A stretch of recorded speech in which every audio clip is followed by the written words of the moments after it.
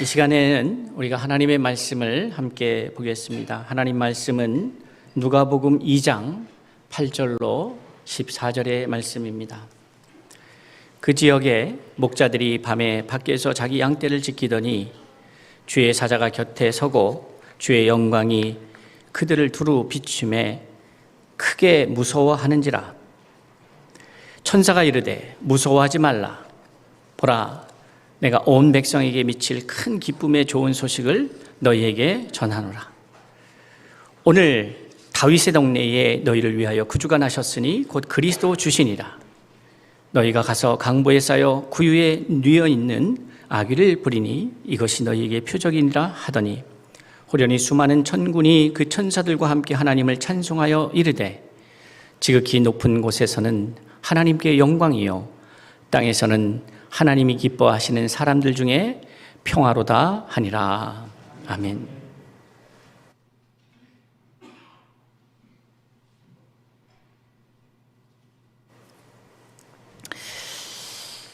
매년 우리는 성탄을 맞이하면서 큰 기쁨을 누리는 시간을 보내고 있습니다.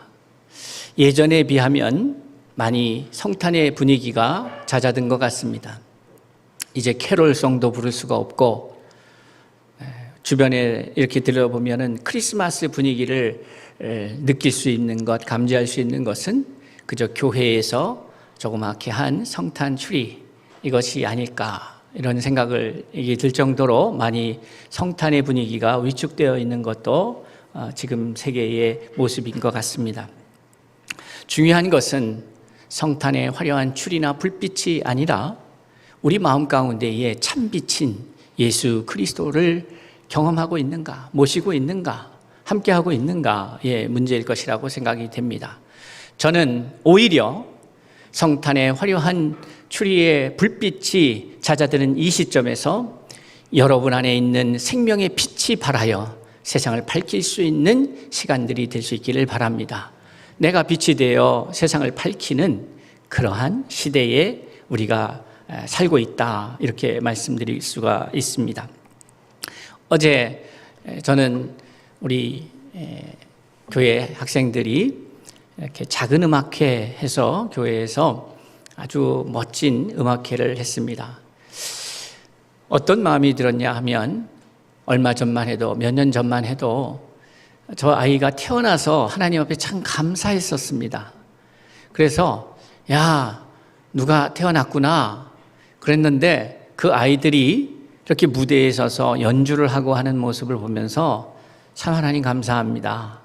이렇게 키워주셨군요. 저도 아이 셋을 키우면서 느끼는 거지만 저희가 키웠다기보다 하나님이 키워주셨구나 하는 생각이 더 듭니다. 때로는 자녀들에게 미안한 마음도 있고 꼭 방치되는 것 같기도 하고 하는 마음도 있지만 그러나 하나님께서는 자신의 아들들을 딸들을 방치하지 않으시는 하나님이시구나 하는 것을 경험하게 됩니다.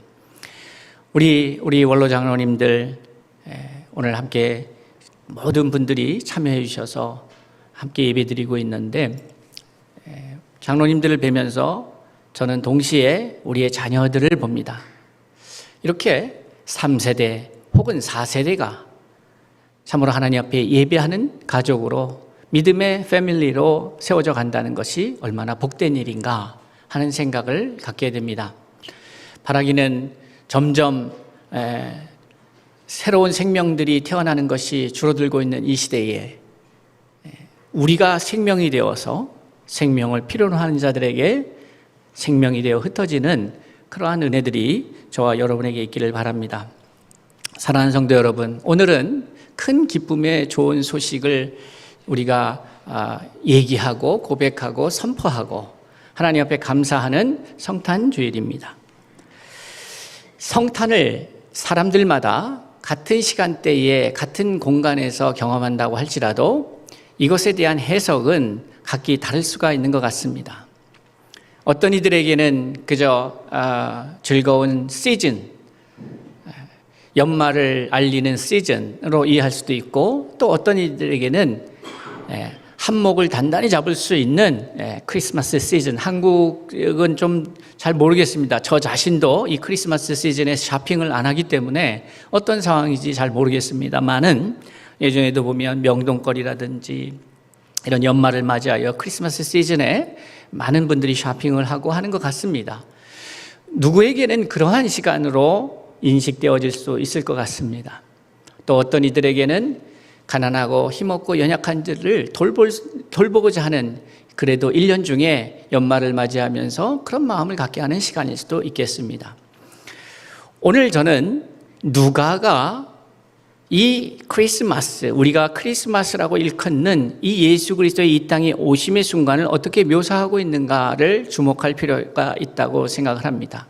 그러기 위해서는 이 복음서에, 사복음서에 나오는 저자들이 이 예수 그리스도의 오심을 어떻게 이해하고 표현하고 있는가를 먼저 살펴보려고 합니다. 마태는 뭐라 그랬을까요? 마태는 예수 그리스도가 이 땅에 오시는 사건, 참고로 마태와 누가는 자세히 그 예수 그리스도의 이 땅에 오심을 기록하고 있지만 마가와 요한은 특별한 언급이 없습니다. 그것도 참 재미있게 볼 수 있는 대목인데요. 어쨌든 그러나 그 예수 그리스도의 이 땅에 오시는 성육신의 사건에 대한 표현은 다들 기록되어 있죠. 그래서 마태는 이렇게 기록하고 있습니다. 마태복음 2장 2절에 보면 유대인으로 왕으로 나시니가 어디 계시냐? 이제 동방 박사들이 헤로다에게 와서 유대인의 왕을 찾는 장면입니다. 그러니까 마태는 예수 그리스도의 이 땅에 오심을 어떻게 표현하고 있냐면 유대인의 왕으로 오시는 예수, 이렇게 표현하고 있는 것이죠. 왕 대신 예수, 이렇게 표현하는 것이에요. 반면 마가복음 1장 1절에 보면 이 마가는 예수 그리스도의 이 땅에 오심을 구체적으로 이 탄생 사건을 묘사하지는 않습니다. 그런데 마가복음 1장을 시작하면서 이렇게 시작합니다. 하나님의 아들 예수 그리스도의 복음의 시작이라, 이렇게 말하죠. 그러니까 예수 그리스도의 이 땅에 오심을 하나님의 아들의 이 땅에 오심으로 말하고 있다는 거예요. 그러니까 예수 그리스도를 하나님의 아들로 소개하고 있는 거죠. 마태가 유대인의 왕이라고 얘기한다면 마가는 하나님의 아들이다, 이렇게 말하고 있는 것이죠. 누가는 이렇습니다. 누가복음 2장 10절에 보니까 천사가 이르되 무서워 말라, 보라 내가 온 백성에게 미칠 큰 기쁨의 좋은 소식을 너희에게 전하노라. 뭐라고 말씀하고 있습니까? 큰 기쁨의 좋은 소식, 그게 예수예요. 그것을 전하노라 하면서 오늘 다윗의 동네에 너희를 위하여 구주가 나셨으니 곧 그리스도 주시니라. 그러니까 누가는 예수 그리스도를 구주로 표현하고 있습니다. 구원의 주로 표현하고 있다는 말이죠. 저는 이렇게 세 명의 각기 다른 저자가 예수 그리스도의 이 땅에 오심의 사건을 자기의 깨달은 바 은혜대로 소개하고 있는 장면이 매우 흥미롭게 느껴집니다.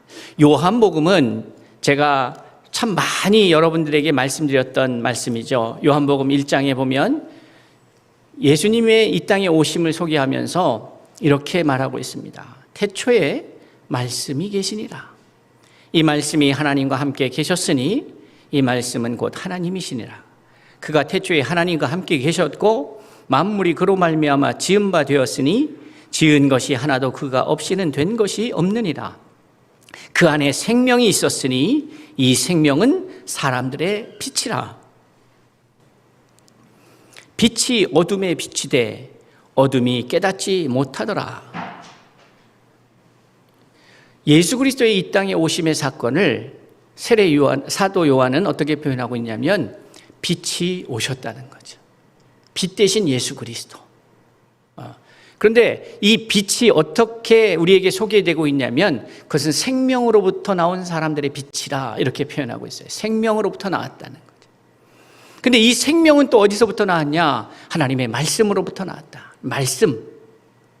이 말씀이 곧 하나님이셨다. 이렇게 표현하는 겁니다. 여러분, 우리는 흔히 하나님의 말씀 하면 기록된 말씀만을 생각합니다. 하나님의 말씀 하면 기록된 말씀만을 생각한다는 것이죠.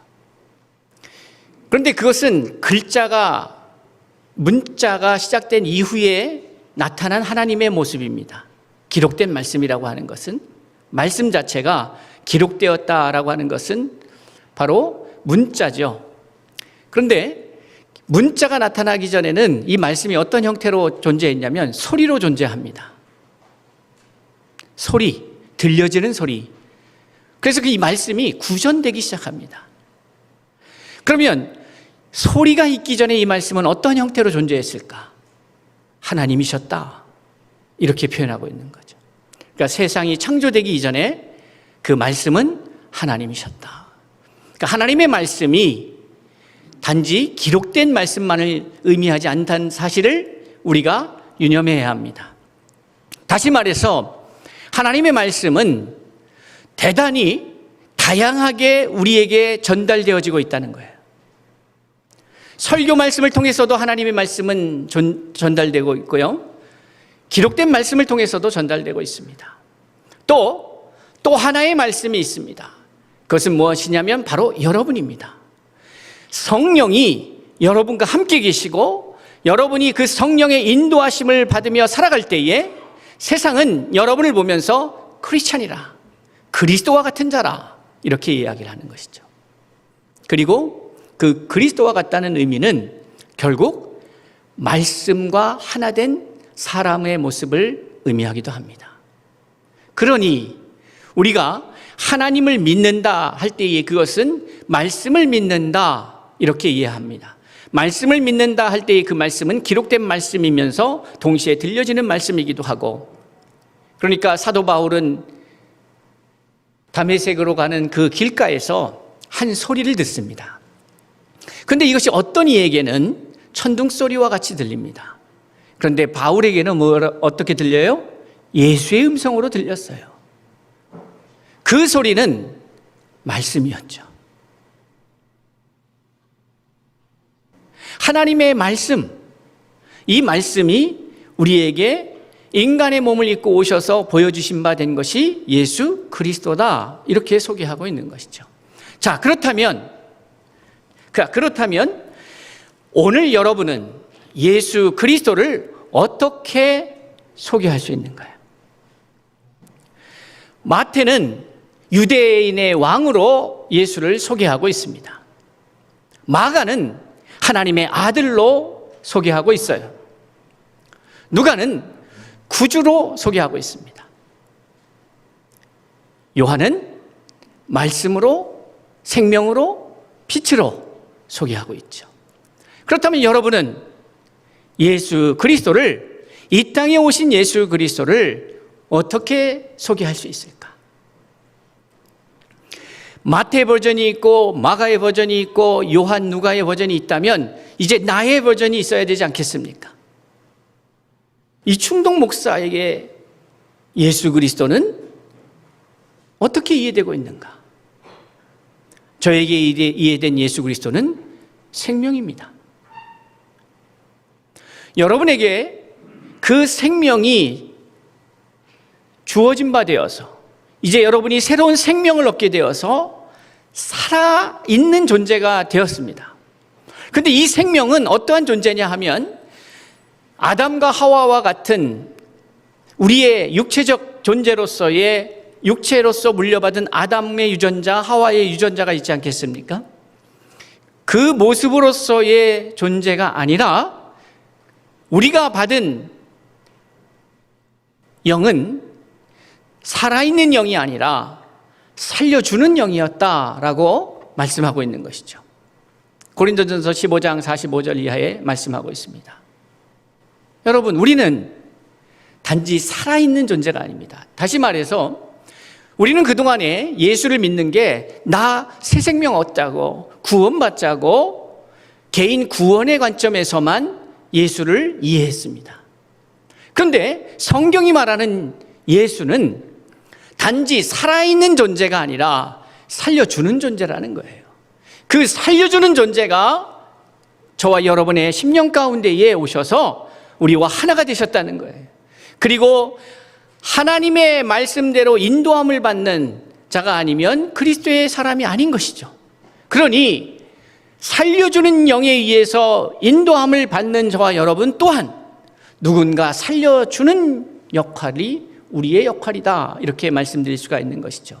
예수 그리스도가 이 땅에 오심으로 온 인류에게 생명의 복음이 되어주셨다면 이제 예수께서 말씀하시기를 아버지가 나를 세상에 보낸 것처럼 나도 너희들을 세상에 보낸다, 방식의 문제일 수도 있습니다만 또 하나는 목적의 문제일 수도 있는 것이죠.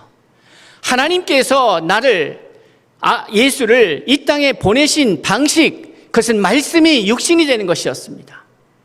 그런데 이 방식이 그대로 우리에게 전해진다면 아버지께서 나를 보내신 것처럼 나도 너희를 보낸다 하는 의미 속에는 나의 말씀이 너와 함께 하여서 너가 세상으로 갈 때에 그것이 내가 너를 보낸 것과 같이 된 것이다.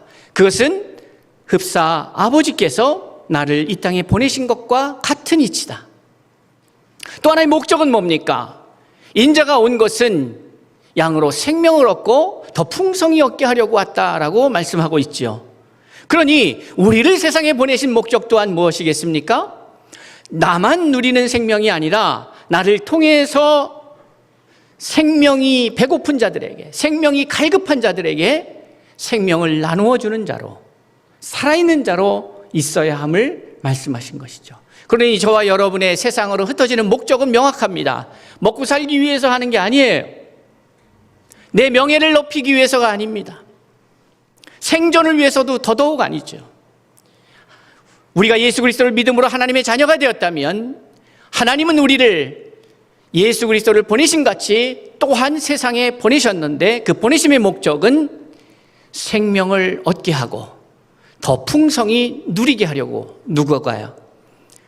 죽어가는 영혼들이, 이 생명을 칼급해하는 영혼들에게 그런 하나님의 생명이 되어서 생명을 나누라고. 그런데 이 생명의 출처가 말씀이죠. 이 말씀이 하나님이시죠.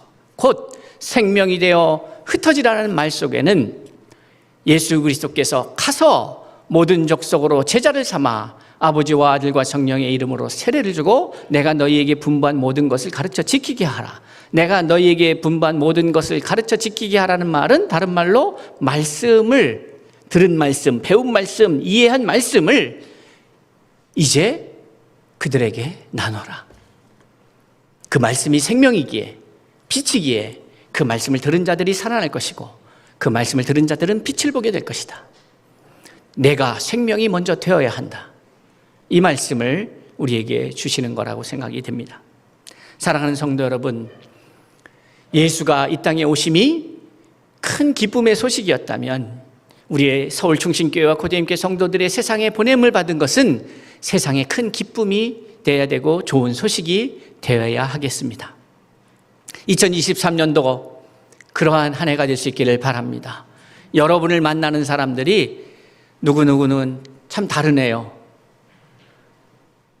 저는 그런 이야기를 가끔 듣습니다.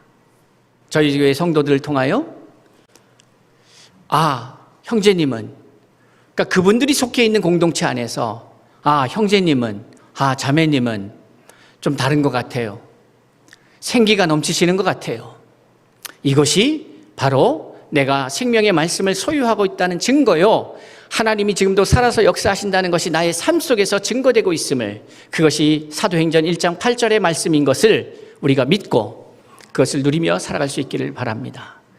먼저 생명이 흩어지는 비결이 있습니다. 방법이 있습니다. 그것은 무엇인가 하면 우선 생명이 되어야 합니다. 예수께서 이 땅에 오셔서 왜, 뭐가 부족해서 30년이라는 시간을 기다리셨을까를 생각해 봅니다.